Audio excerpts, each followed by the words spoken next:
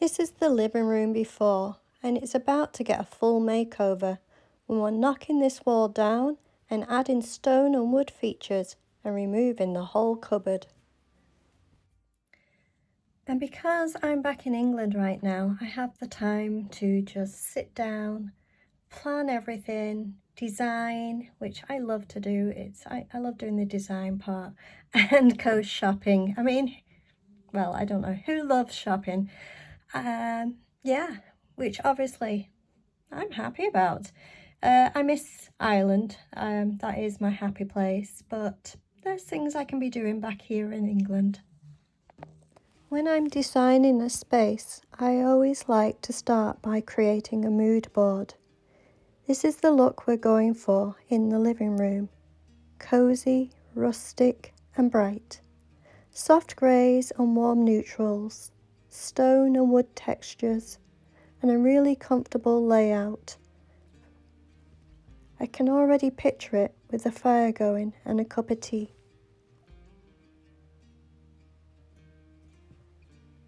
This is the new layout plan. The couch under the window facing the fireplace, coffee table in the middle. And once the layout felt right, I could start choosing the actual pieces. Next, I had to decide what to do with the fireplace wall. Do we keep it simple and just have the stone go up to the mantel? Or do we take the stone all the way up to the ceiling and make it a real feature wall? And I decided I was going to go all the way up. It's going to look so much more rustic and cosy.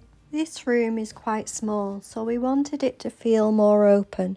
So we're opening up most of the wall into the kitchen and dining room for better flow and more light. Now we just need to actually knock the wall down next time we're back in Ireland. And we already know that's going to be hard work. I also want to keep the whole room really bright. White walls and light grey floors.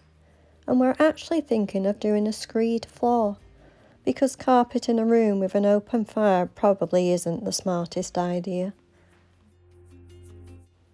The walls will definitely be white, but not just white. There are so many shades, and the wrong one could feel cold in a cottage like this. Which would you choose, warm and cosy or clean and bright? Tell me which white you'd go for. Flooring took a lot of thinking. Wood is beautiful. Laminate is practical, but I keep coming back to screed.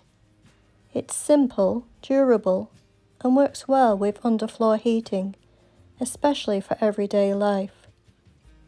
Would you stick with wood or go with laminate? Or do you think my choice of screed is a good idea?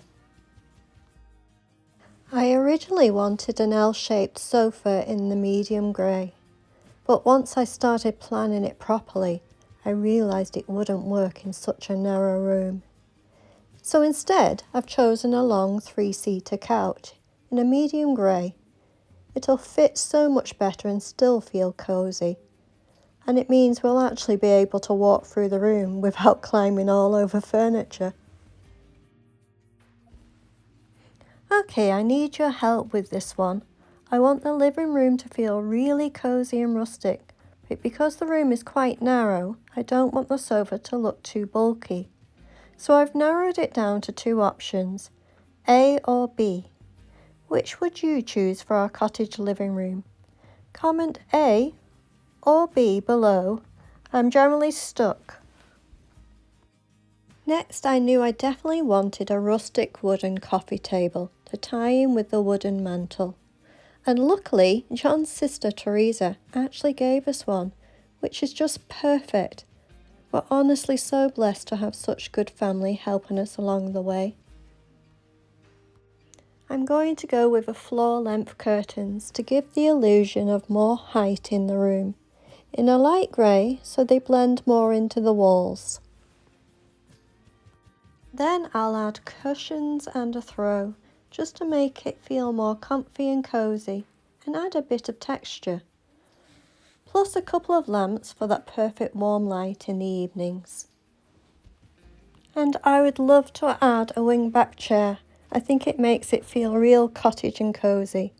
And now I need your help again. Which ceiling light do you prefer? Do you like the rustic one or the light grey one?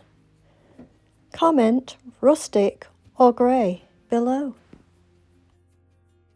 Okay, one more little detail.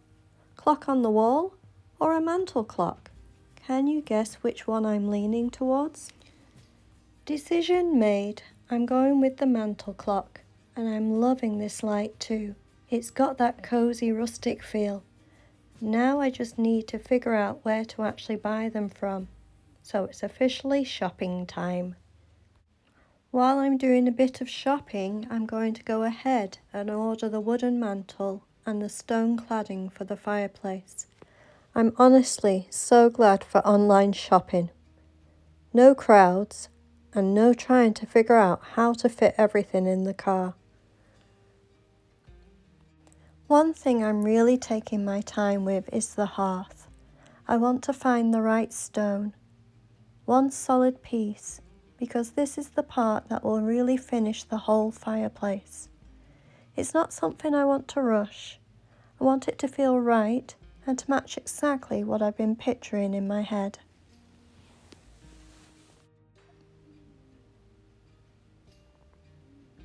I actually sourced the mantle at B&Q, but I still feel there's a better place to find something even more rustic and full of character. I'd love your tips on that. The light I chose, I'm happy with it, but honestly, I have no idea where to source it. Anyone got leads? And lastly, the mantel clock. I've fallen in love with the one I picked, but I can't find it anywhere to buy. If you've seen anything like it, tell me where. Adding a few final pieces to finish the look, I love the idea of stacked logs beside the fire. Practical, and it looks so cozy. And I'll definitely be getting a TV and a little stand for the other side of the fireplace, because we still need to keep up with our movies and shows. But the best part of the whole room has to be the lighting the fire. That cozy glow just finishes it off perfectly.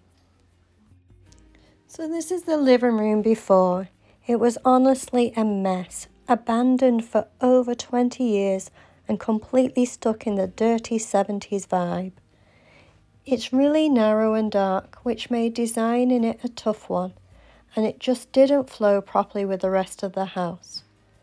And because it's not a huge room, I knew we had to be really careful with every single decision, like what to do with the fireplace, what colours we paint everything, the flooring, the furniture, all of it. So this is the look I've designed for the after, and it's exactly the vibe I want for our cottage. Bright, simple, cozy, but still rustic. I really wanted the fireplace to be the main feature of the room, so I decided to bring in the stone all the way to the ceiling. And we're also going to open up the walls into the kitchen and dining area, so it feels so much bigger, brighter, just flows so much better. So what do you think of the before and after? Would you change anything? Would you add anything? Or would you do something totally different? Let me know. Okay, next up. What room are we doing next? Kitchen? Bathroom? Bedrooms? Utility room? There's honestly so much to do in this cottage. I don't even know where to start. Tell me what room you'd choose next. And of course, it's not just the inside we need to think about. The outside is a long way to go too. But even seeing it cleared like this is so much of a good start. I can already picture it when the better weather comes. A proper little garden and a tidy driveway, and finally making it feel like a real home, inside and out. But for now, we'll take the progress and save the big outdoor plans for spring. That's the vision for the living room. Cozy, bright and full of that rustic cottage feel. We've still got a long way to go, but this place really is my happy place. Hi everyone, I'm doing some filming this week of behind the scenes and questions, Q&A, and I want to know your questions. If you want to know anything about the cottage, the renovations, or filming, editing, or even about us, John and I, ask me anything about the area, purchasing the property, or living in Ireland itself. Literally anything you're curious about.